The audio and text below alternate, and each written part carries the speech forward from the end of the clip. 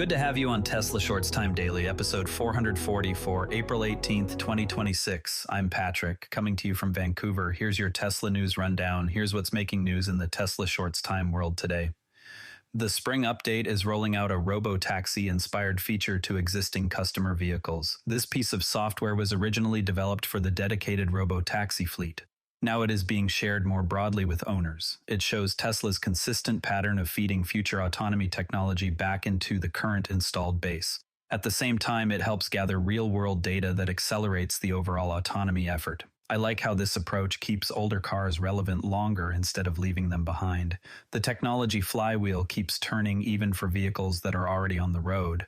While they are pushing the software side hard, they are also still fighting the old regulatory battles on the ground.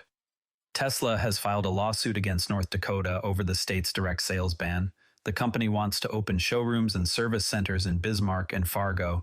This is the latest round in the long fight against legacy franchise dealer protection laws. Those rules were originally designed to shield traditional dealership networks. For Tesla, the real issue is the ability to control the full customer experience in new markets. Opening these doors matters for both sales and service in the Midwest. These regulatory fights are ultimately about expanding their business model on their own terms. In other markets, they are trying to make the cars more attractive by adjusting the price.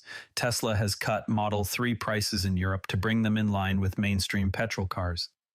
The reductions come amid softening demand and increased competition in the region.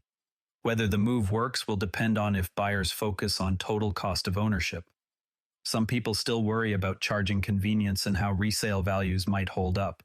It is a clear example of the competitive pressure Tesla faces in a key market. Pricing strategy like this is one of the levers they can pull when local conditions shift. Europe is not the only place where local conditions are forcing Tesla to adapt. Tesla is developing a new Model Y variant specifically for the Indian market. The version is being tailored to local tastes, price sensitivity, and different road conditions.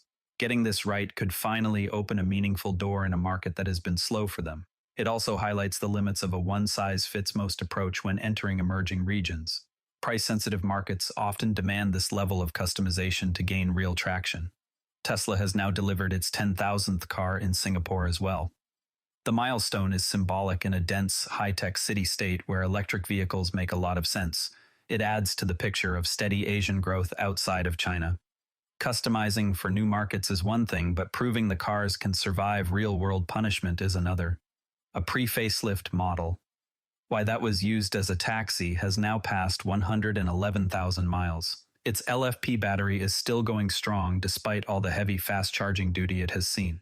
This is the kind of concrete real-world data that cuts through a lot of the noise. It directly challenges the idea that fast charging ruins batteries when the chemistry is managed properly. Fleet operators and high-mileage drivers can take confidence from results like this. The example shows durability is there under tough conditions. Stories like that taxi are perfect examples of why we should cut through the noise on battery chemistry. Taking a step back, it is useful to look at the real trade-offs in battery chemistry choices.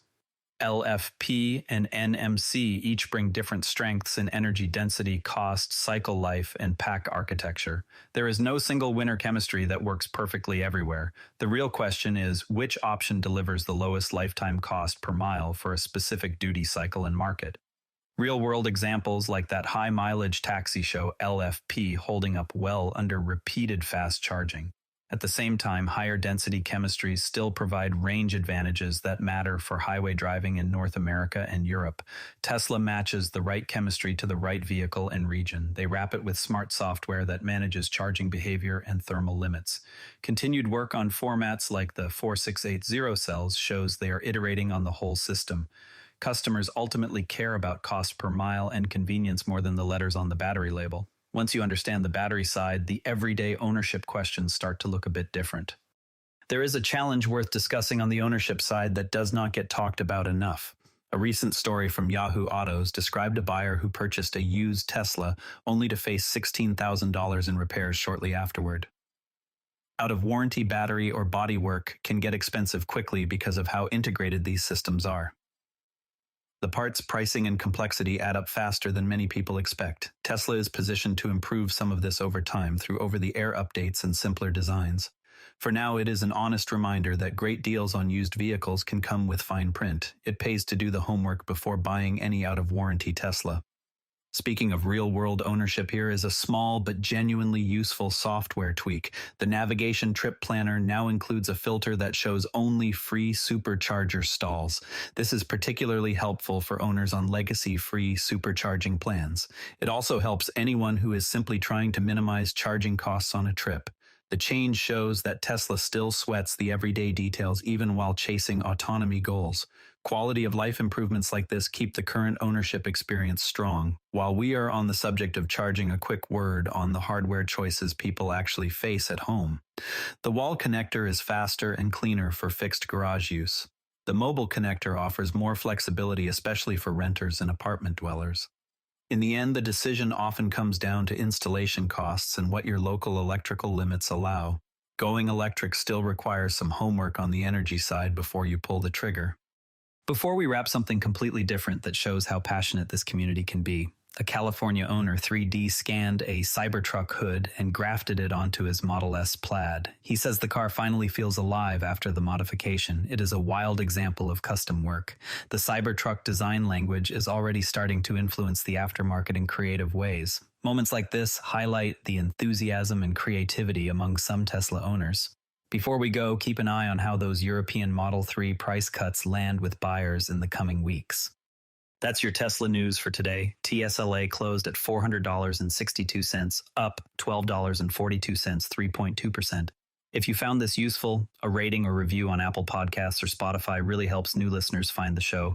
You can also find us on X at Tesla Shorts Time. I'm Patrick in Vancouver. Thanks for listening, and I'll see you tomorrow. This podcast is curated by Patrick, but generated using AI voice synthesis of my voice using ElevenLabs. The primary reason to do this is I unfortunately don't have the time to be consistent with generating all the content and wanted to focus on creating consistent and regular episodes for all the themes that I enjoy, and I hope others do as well.